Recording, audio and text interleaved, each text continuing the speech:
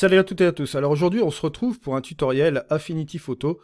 Et pour cette fois-ci, ce qu'on va faire, on va un petit peu se rendre sur le site de l'éditeur. Parce qu'on m'avait demandé où trouver les raccourcis clavier d'Affinity Photo. Bon, ce serait un petit peu peut-être le temps de faire une petite mise au point. Alors on va se rendre tout de suite sur le site de l'éditeur, donc qui est Serif. Alors lorsque vous arrivez sur la page d'accueil d'Affinity, vous avez plusieurs choix possibles. Vous avez une section ici Apprendre. Mais avant de passer à cette section-là pour vous indiquer les raccourcis, je tenais à vous informer quand même d'une chose. Je ne suis pas affilié à ce programme, mais je tenais quand même à vous informer parce qu'ils ont quand même une bonne démarche. Là, ils proposent une version d'évaluation gratuite de 90 jours, ce qui n'est pas négligeable quand même. 90 jours, ça représente 3 mois. Donc, vous pouvez essayer le logiciel pendant 3 mois, gratuitement. Tout ça gratuitement. Si vous souhaitez néanmoins acquérir le logiciel, vous pouvez même l'acheter à, je crois, moins 50%, ouais, c'est ça. 50%, bon là j'ai les tarifs en UK parce que je vis au Royaume-Uni, donc là je crois que ça fait 27 €, quelque chose comme ça. Donc vous voyez, ça fait 50% de moins sur le programme, ce qui n'est pas négligeable. Alors, pour ce qui est des raccourcis, vous allez dans la section Apprendre ici, et là vous allez vous trouver sur 3 petits onglets. Et là, vous avez ici Affinity Photo, et là, vous avez un guide de démarrage, bon là c'est en anglais. Par contre, vous avez les raccourcis clavier pour macOS, et ici, vous avez les raccourcis clavier sur Windows. Alors, lorsque vous cliquez dessus, regardez, vous allez avoir un truc qui va apparaître, vous allez avoir tous les raccourcis qui sont là, clavier. Et la petite chose intéressante, c'est que vous allez pouvoir les imprimer, tout simplement. Moi, j'ai fait cela ici, imprimé en noir et blanc, hein, voilà. Vous avez ici bon, le photo persona, bon, et toutes les choses que vous voyez à l'écran ici. C'est vraiment pratique. Donc vous voyez que là, déjà d'entrée de jeu, vous avez vraiment les aides nécessaires pour utiliser les raccourcis d'Affinity Photo. Mais ce n'est pas tout, je vais vous montrer encore autre chose. Alors, je vais retourner encore ici, voilà. Lorsque vous êtes dans Affinity Photo, bon, j'ai ouvert le programme, voilà, juste comme ceci. On va agrandir cela, je vais fermer la fenêtre. Lorsque vous appuyez sur la touche F1, vous allez avoir une aide en ligne qui est complètement en français. Donc vous voyez, vous avez ici toutes les choses avec l'introduction, l'interface utilisateur, la prise en main, etc. Donc vous avez toujours un petit pense-bête si vous le souhaitez en appuyant tout simplement sur la touche F1. Là, on va simplement fermer ce menu-là.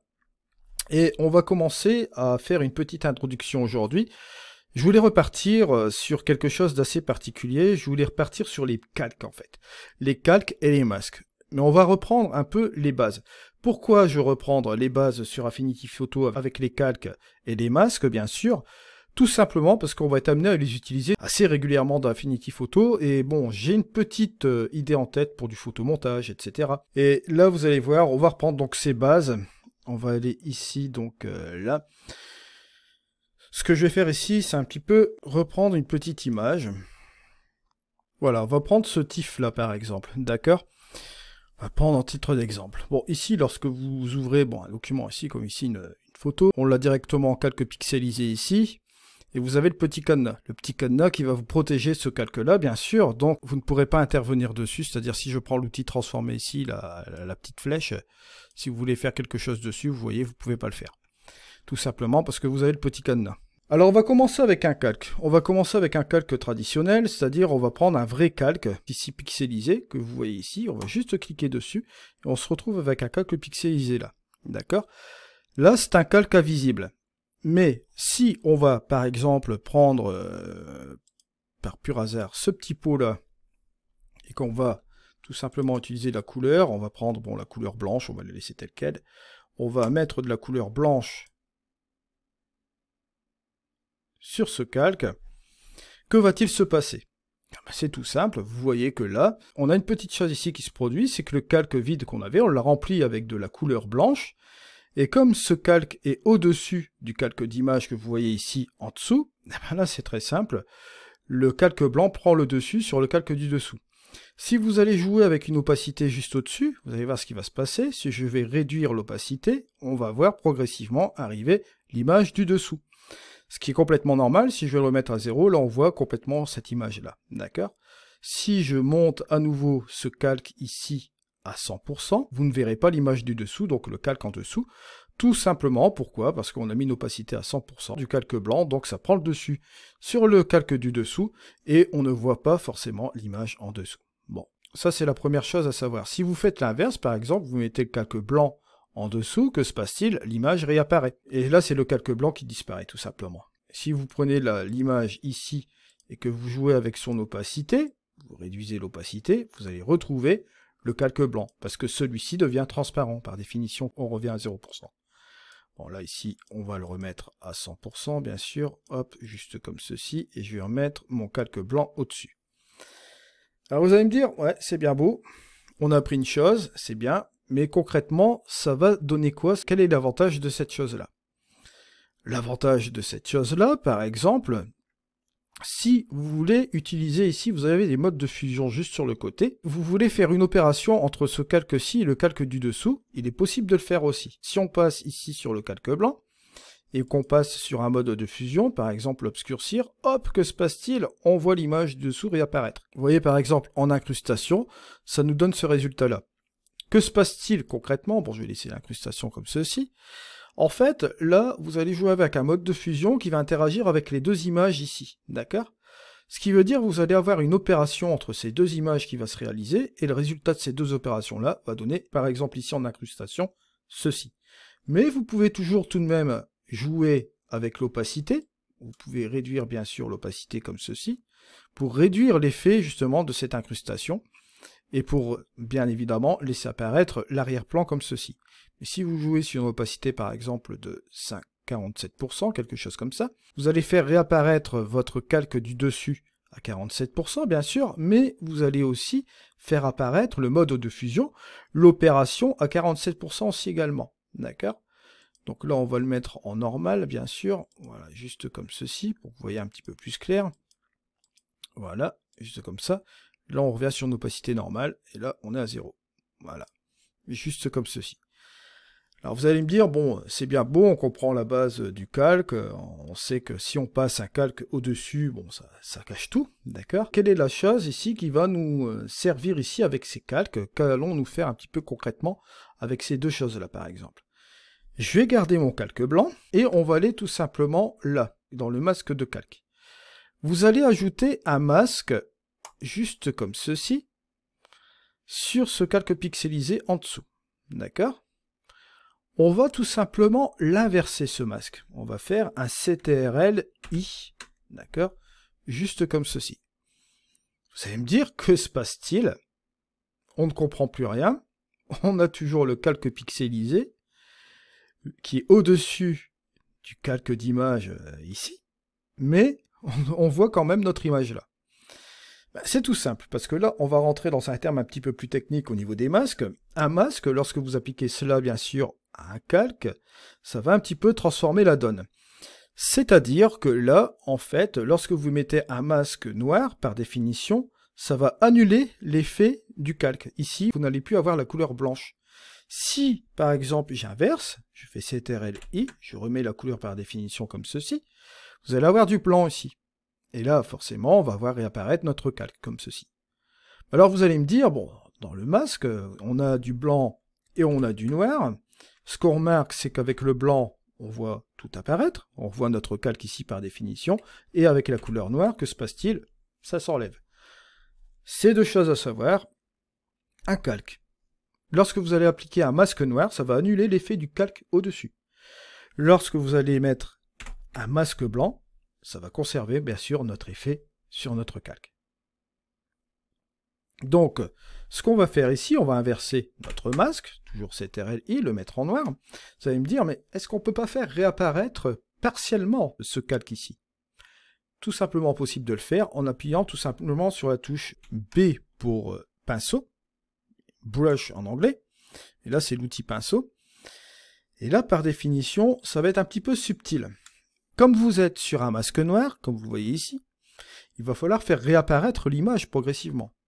Pour faire réapparaître l'image, vous savez très bien, si vous faites un CTRL-I, hop, on revient sur du blanc.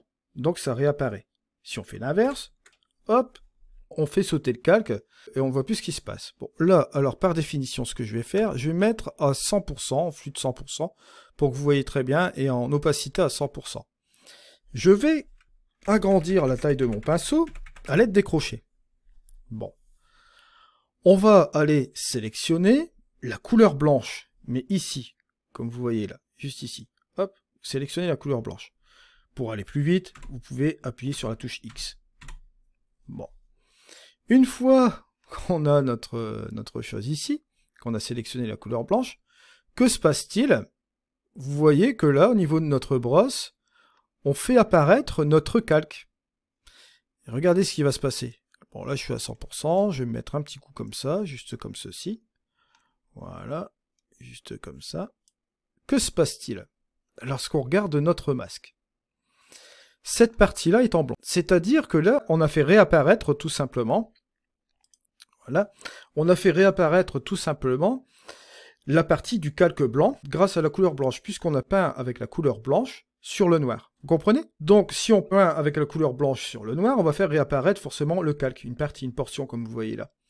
Alors, là, ici, on le voit, c'est un petit peu plus ou moins concret. Si je mets l'opacité, par exemple, à 50%, ici, de ma brosse, voilà, juste comme ceci.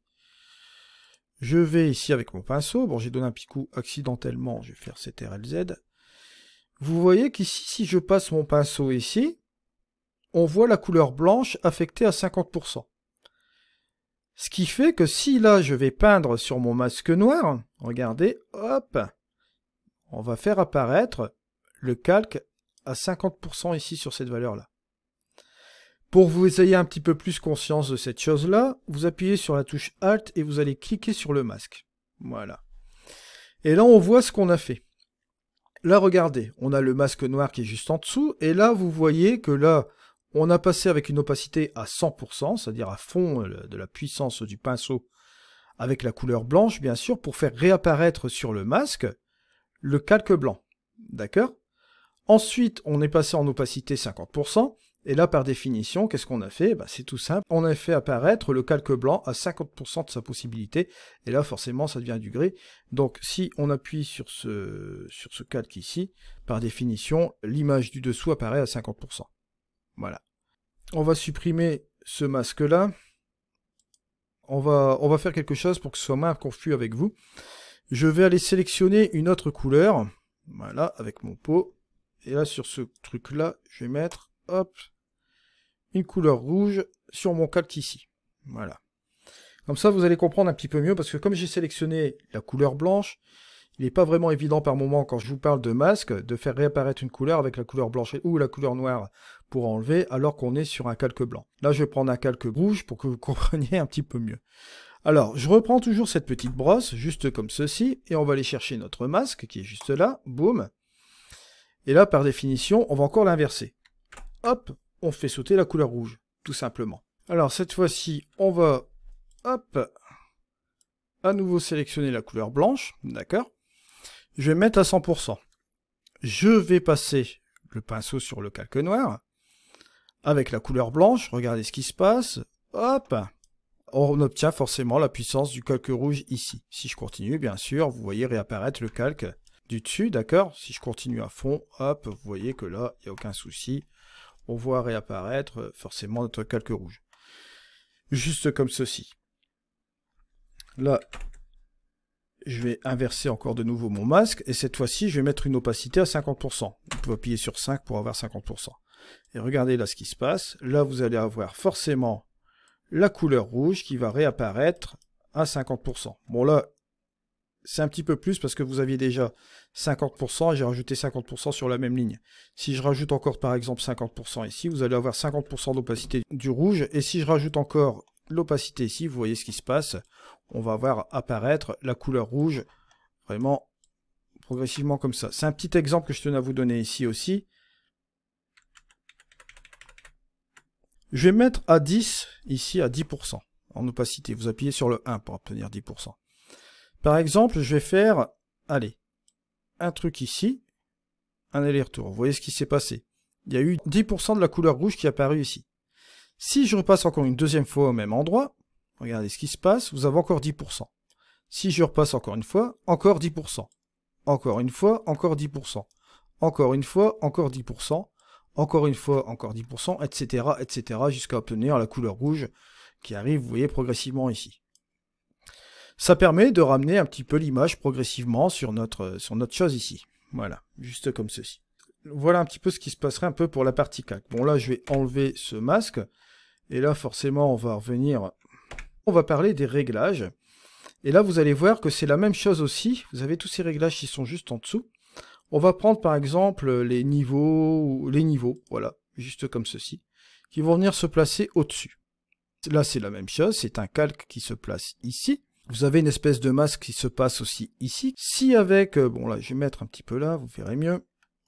Si avec les niveaux de noir, bon par exemple, je ramène cette partie-là comme ceci, et je ramène la partie blanche un peu comme ça, vous voyez, on va avoir tendance à contraster un petit peu plus l'image, et avec les gammas, bon là je peux soit éclaircir ou soit assombrir, on va un peu éclaircir juste comme ça. Si vous faites la différence, regardez, hop, avant, après, on a ce résultat-là, bien sûr. Si vous vous mettez là, avec ce réglage, et vous appuyez tout simplement sur CTRL-I pour inverser, que se passe-t-il? Vous avez l'effet qui s'annule complètement, parce que bon, c'est des calques de réglage que l'on considère comme des masques, ok? Vous pouvez interagir comme des masques aussi. Donc là, par définition, ce que vous pouvez faire, c'est reprendre la couleur blanche, vous assurez qu'elle est toujours là ici, et là, je vous donne un petit truc d'exemple, bien sûr, on va se mettre à 30% d'opacité, et regardez quand vous passez votre pinceau sans appuyer, on voit déjà que ça ramène du contraste au niveau des niveaux qu'on a changé un petit peu. Alors là, regardez, hop, je vais en mettre un peu sur cette partie-là, sur cette partie-ci, on va en mettre un petit peu dans l'eau, là, comme ça, et on va interagir un peu sur le ciel, comme ça, et un petit peu là, tiens. Voilà, bon là, je vais l'enlever, ce truc-là, voilà, juste un petit peu ici. Vous voyez qu'on ajoute cela progressivement. À une opacité de 30%, bien sûr, et si vous faites la différence, regardez, entre le avant et le après, on a appliqué les niveaux qu'on avait utilisés ici, mais de manière partielle, avec un pinceau à 30%, sur le masque inversé ici. Vous voyez un petit peu l'avantage. Voilà. Juste comme ceci. Et ça peut être valable pour n'importe quoi. Bon, là, je vais enlever ces niveaux. Voilà, on revient sur l'image de départ. Je vais reprendre un autre ici, calque de réglage, juste comme ceci, avec le masque qui va bien avec. On va prendre, par exemple, les courbes. Bon. Je vais tout simplement baisser cette chose-là, ou bien monter, ou bien tout simplement faire une petite pointe de contraste comme on a l'habitude de faire avec la pointe S, juste comme ceci. Bon, c'est un contraste qui est quand même marqué. On va le garder comme ça, on va appuyer comme ceci, on va l'inverser, on va rester en opacité de 30%, regardez ce qui se passe là.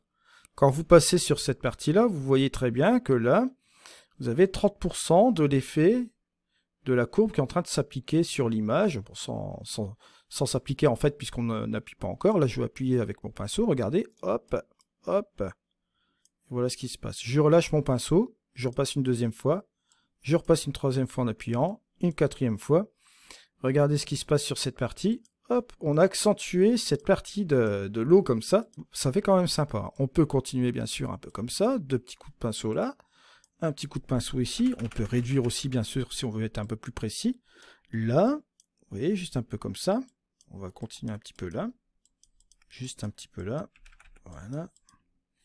Juste comme ceci. On peut peut-être ramener un peu de contraste sur cette partie-là. Voilà. Et un petit peu là. Juste comme ça. Allez, un petit peu ici aussi. Et on va dire, là, sur les bords, ça peut être aussi pas mal. Sur l'eau, on voit que ça fait un effet vraiment sympa. Regardez la différence. Hop, avant, après. Vous voyez, ça rajoute encore du punch dans l'image, comme ça. C'est du contraste localisé, c'est pas mal du tout. Grâce à ce calque de réglage ici, qui a un attribut masque aussi, hein, forcément, vous pouvez jouer directement comme un masque là-dessus.